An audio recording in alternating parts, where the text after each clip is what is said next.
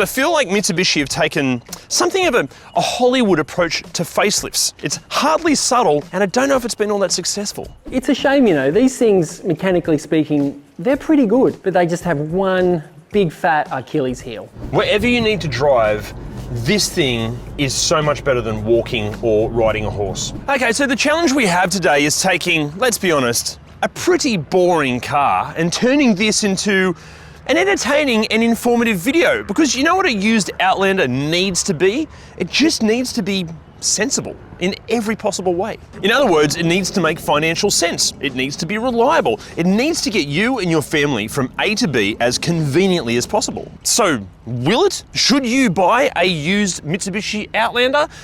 To answer that, we really do need to know what goes wrong with these first. Well, starting with the outside bits, it's actually pretty good news. It seems that not much inherently goes wrong with the exterior, and the stuff that can go wrong tends to be more, let's say, operator error than any issues with the car itself. For example, some owners have found that when they've gone to use the spare tyre, the bracket that actually holds the wheel and tyre to the car has been over-tightened, and it leaves little indents in the tyre and damages the tyre. What happens is that if someone has changed the tyre and they've lost the little sleeve that stops you from over-tightening it, well then the bracket over-tightens and damages the tyre. Now look, our hot tip here is basically kind of climb underneath and make sure that the spare wheel looks exactly like the one on this car, because if you don't check it before you buy it, chances are the first time you notice that your tyre is damaged is when you need it most. Also, while you're underneath the car, just check for any signs of damage or abuse from taking it off-road. You might now think, hang on a sec, that's an Outlander. Surely nobody takes them off-road.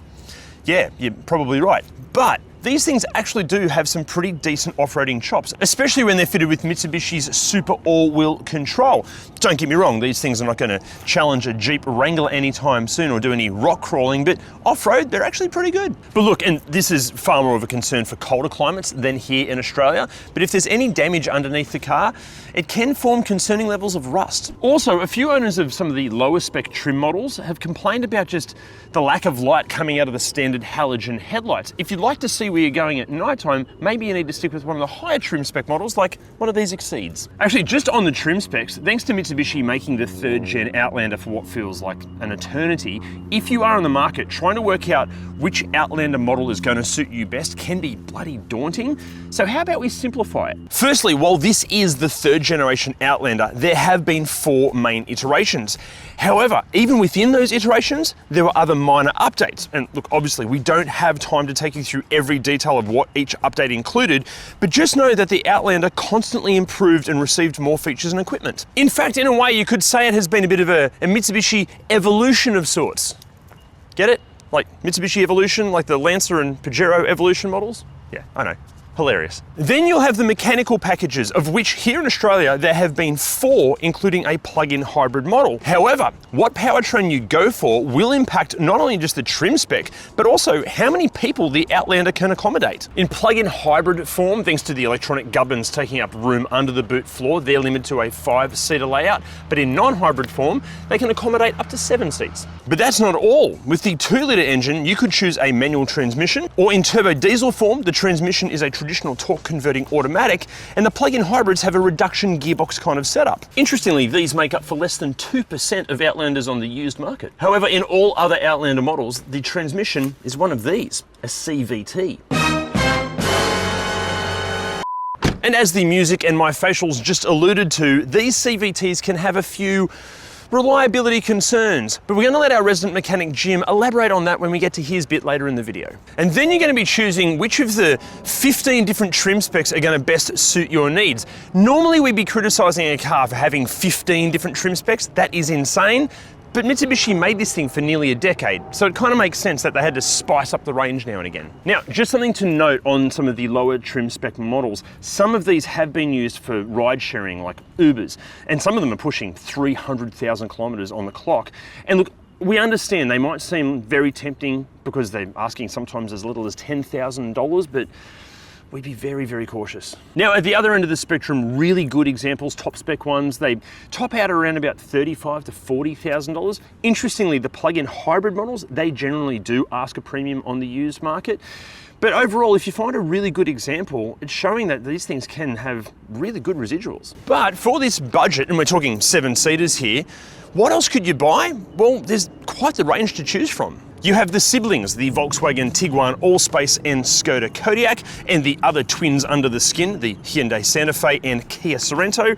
Then there's the T32 Nissan X-Trail and Nissan Pathfinder, although the Pathfinder is substantially larger than the Outlander.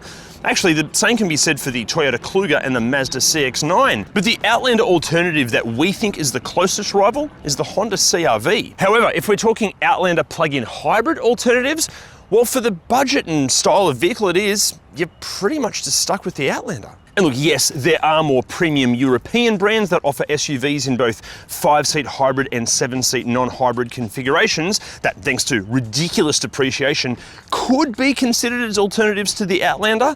But then you're also most likely going to be up for far more expensive ownership costs like servicing and parts. Even when it comes to simple consumables like the tyres, some of those European SUVs can ask for brand or model specific tyres that are generally very expensive, but with the Outlander, it avoids all of that bullshit. Actually, just on the tyres on these, plenty of owners have complimented how kind they are to their tyres. Some owners are getting 70 to 80,000 kilometres out of one set of tyres. That's amazing. But it's not just the tyres either. Have you seen how much some brands are trying to charge people for replacement windscreen wiper blades? I'm not just talking the premium brands either, all manufacturers. It's ridiculous.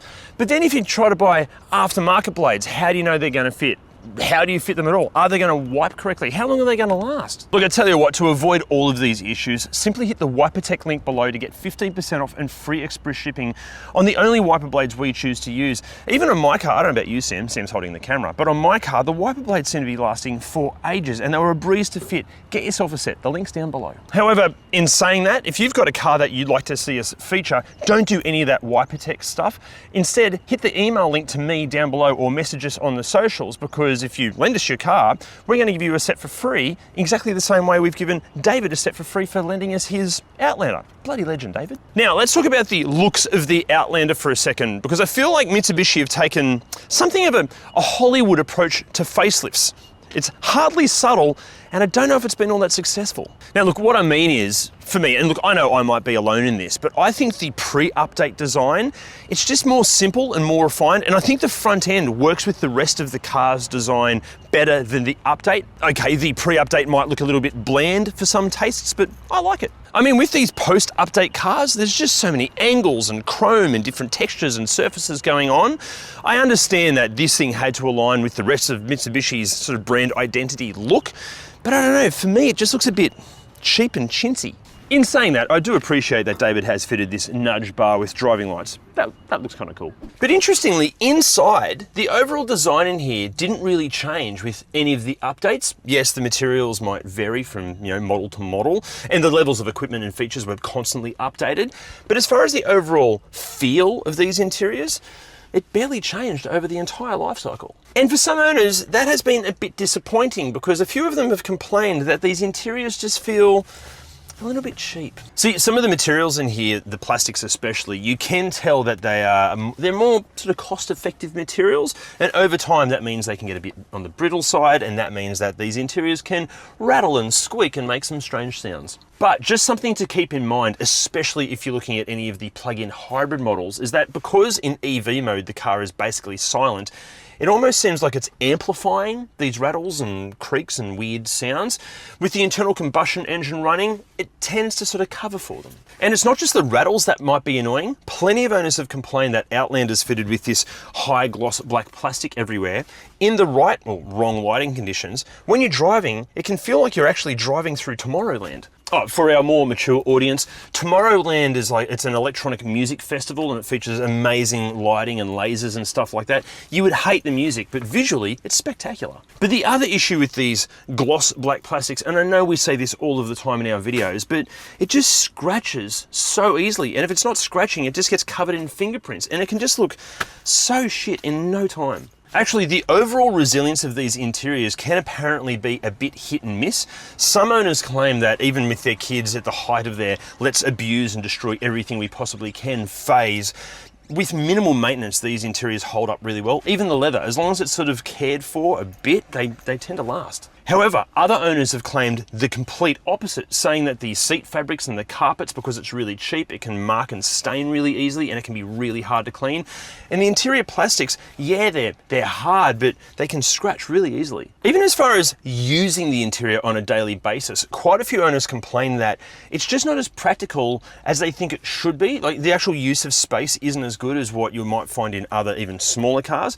For example, like the glove box is an okay size. You've got 2 cup holders here, but you haven't got any little fingers to hold small pretentious coffees like an oat piccolo, drinks I like. There's a storage cubby hole under here, but it's also not very big. You've got door bins, but they're scratchy, so if you put a bottle in, it's going to rattle around everywhere. These bits here, they collect dust and life's filth and bits of fingernail and sleep out of your eyes.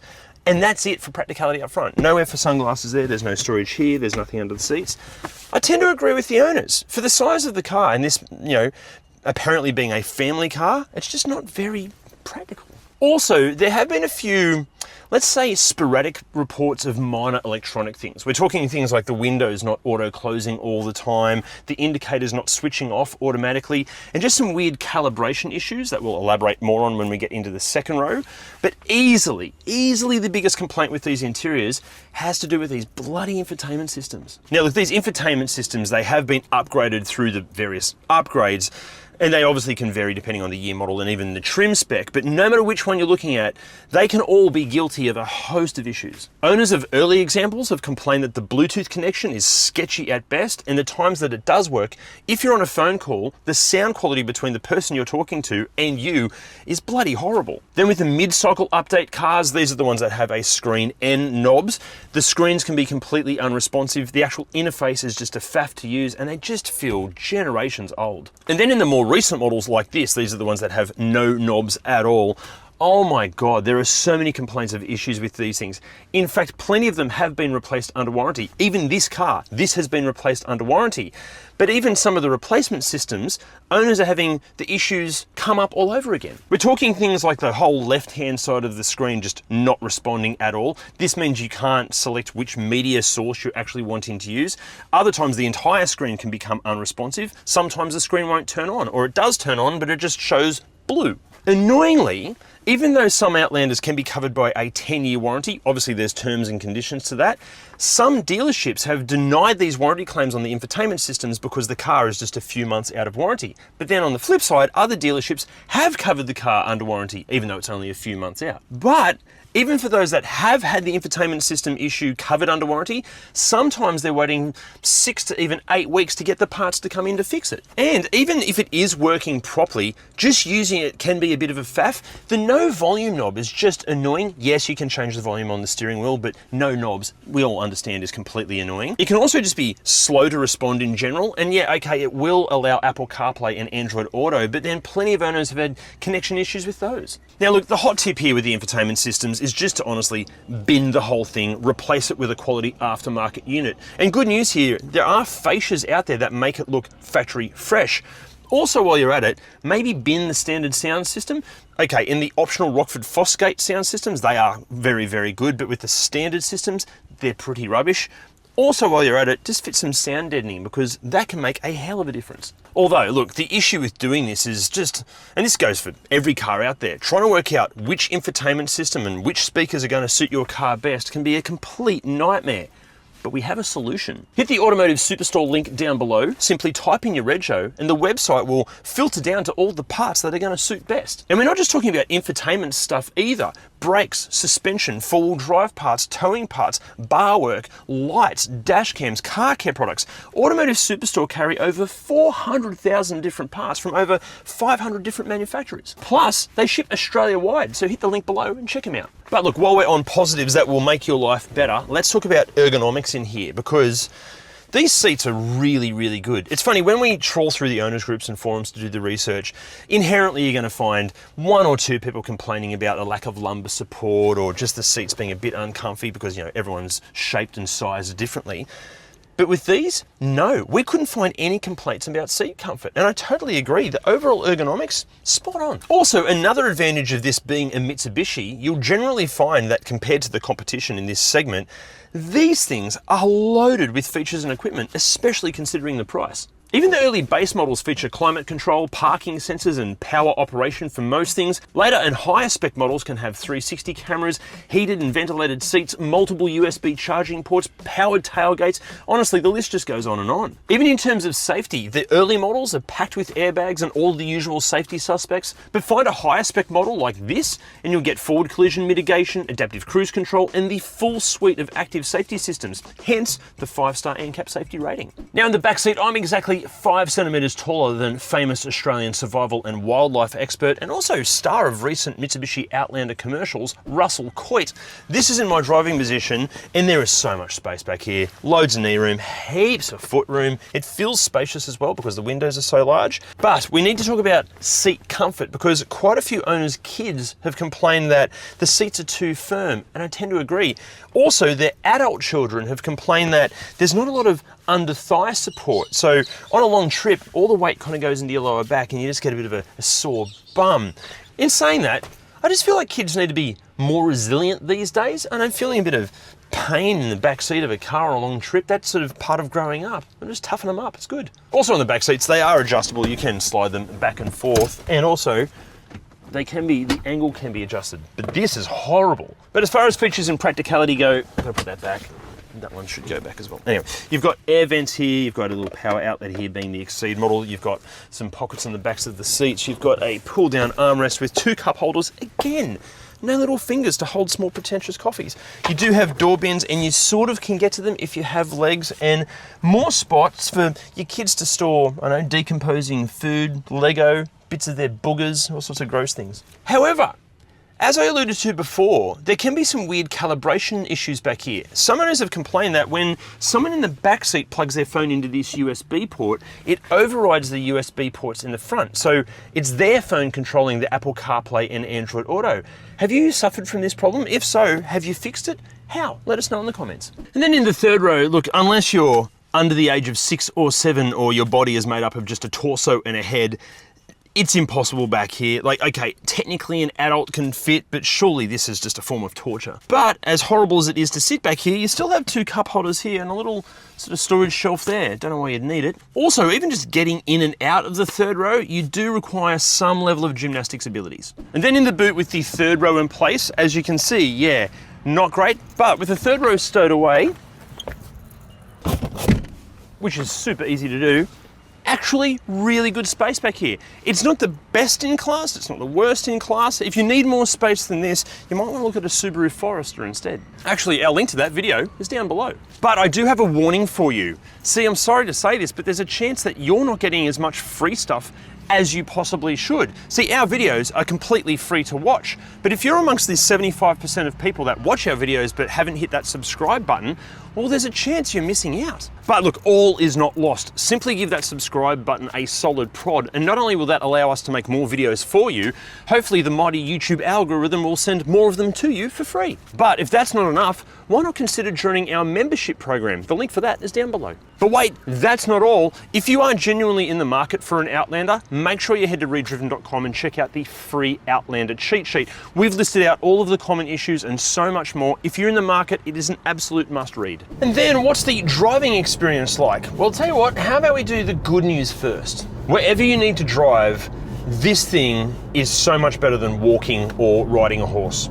Okay, look, I know that sounds extremely harsh, that is being way too harsh, but as one owner put it, and I do tend to agree, the Outlander might be one of the most meh cars when it comes to driving experience. And look, I know that might sound like a negative when we're supposed to be talking about positives, but you've got to remember, for most people out there, this is all they need. Look, most people don't care about chassis dynamics or steering feel or acceleration times. They just need a car that will get them from A to B as conveniently as possible. And when it comes to the Outlander, well, it does that most of the time. Now, I say most of the time because we now have to talk about the negatives.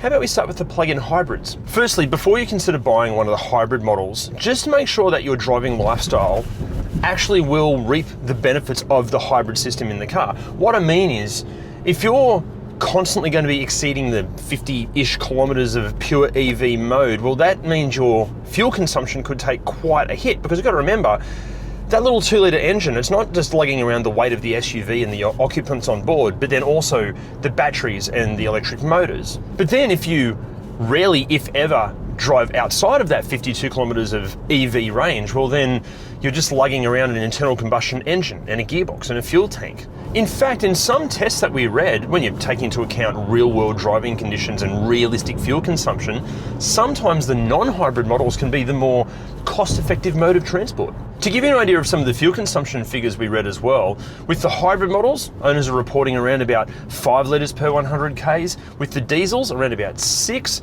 and with the non-hybrid petrols around about 7. But when you take into account the premiums that the hybrid models might ask on the used market, any money that you save in fuel costs might just be eaten up in buying the vehicle in the first place. Also, some owners of the hybrids have complained that the brake pedal feel can be really inconsistent.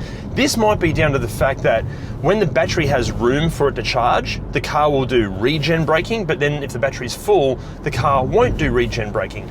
Either way, it doesn't give you much confidence when it comes to braking. Also, when the ICE engine kicks in or turns off, there's no mistaking it's doing that because it does it in quite a harsh fashion. But all isn't good news for the non-hybrid petrol models either. And you know why? It's all down to this bloody CVT. There are so many complaints online about these things being drony or just jerky in their operation, or they get totally lost when they're hunting for gears. Even when just pulling away from a standstill, some owners have complained that it's just completely inconsistent. Sometimes it does feel like the car has forward propulsion, but then other times you put your foot down and nothing happens, so you've got to kind of floor it to kind of wake the gearbox up, and then the car suddenly jerks forward. However, apparently it can adapt to your driving style, and for most owners out there, it does just fine. Or it does until the CVT just gives up, because again, there are plenty of complaints online about these things being mechanically a complete nightmare. But is there any truth to that? And also, what else mechanically can go wrong with these? I can't tell you because I'm not a qualified mechanic,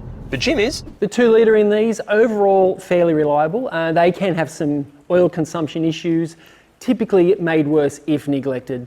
Watch out for that. Also, some instances of timing chain rattle, not many failures, just horrible rattle. And again, that seems to be related to neglect. You have to service these things. Some of the higher mileage ones can also suffer from a clogged up inlet and some clogged up EGR complications.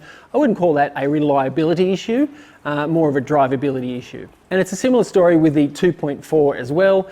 All the same problems as the 2 litre. But the 2.4 can occasionally have some issues with the MIVEC system. That's just the variable valve timing.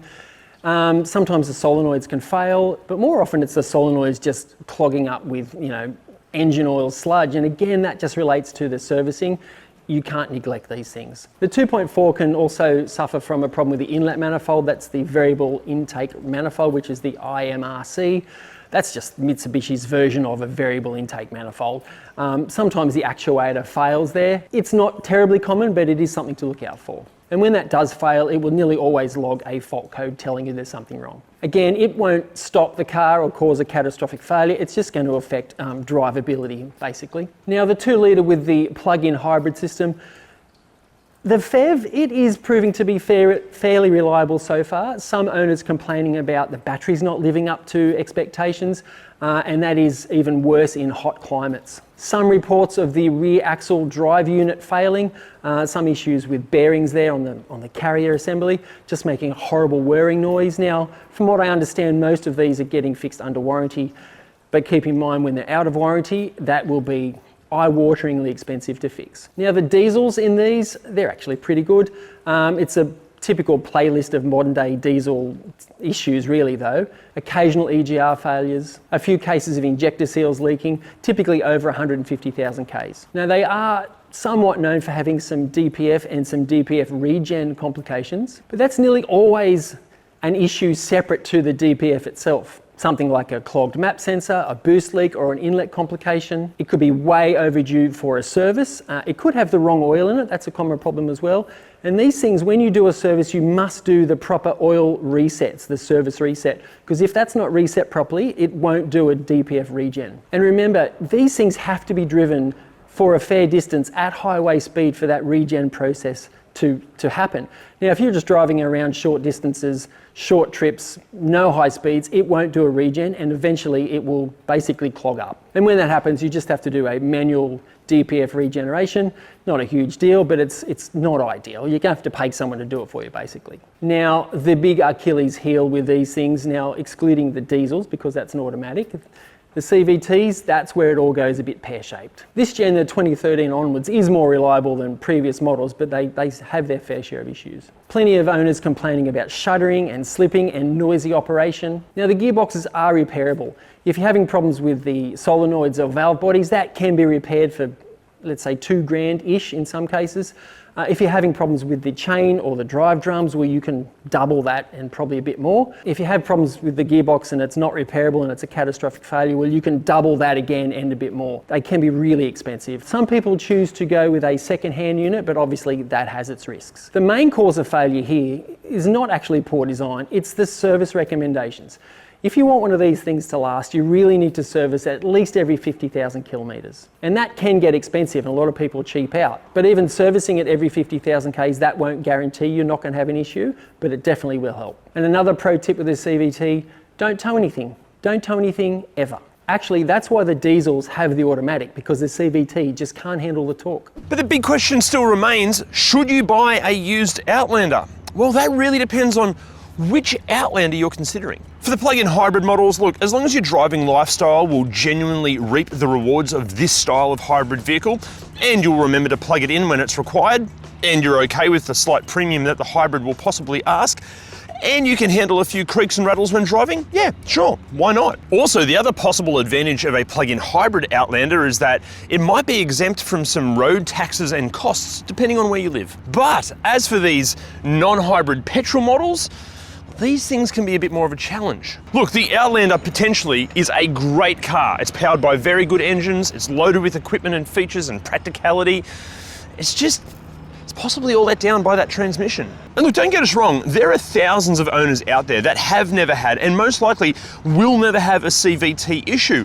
And if you can be absolutely sure that the previous owner or owners have serviced the transmissions ahead of schedule and hopefully they've never towed anything, yeah, they can be a bloody good thing. However, we think the Outlander that you should buy is actually the underdog of the range. It's the diesel. Yes, long-term maintenance costs might be a little bit higher, but it avoids the petrol model's CVT issues. The fuel economy is bloody close to the plug-in hybrid in the real world, and you'll gain an extra 2 seats. On the used market, they're potentially more affordable than the other models, short of the front-wheel drive lower spec petrols.